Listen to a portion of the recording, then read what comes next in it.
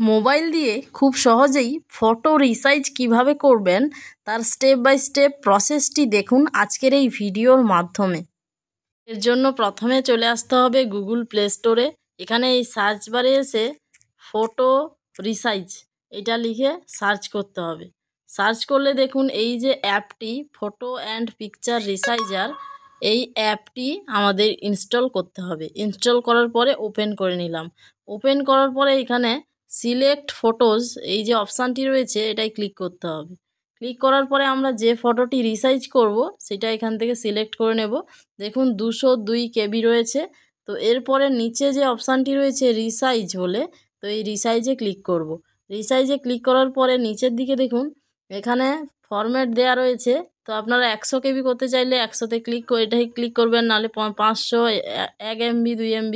তো আমরা কিন্তু এটা 40 KBতে কনভার্ট করব। তো এর জন্য এই যে কাস্টম অপশানটি রয়েছে এই কাস্টম অপশানে ক্লিক করতে হবে এবং এখানে আপনি 20 KB করতে চাইলে 20 লিখবেন, আর 40 করতে চাইলে 50 করতে চাইলে 50, 40 করতে চাইলে 40 লিখে এখানে ওকেতে ক্লিক করবেন।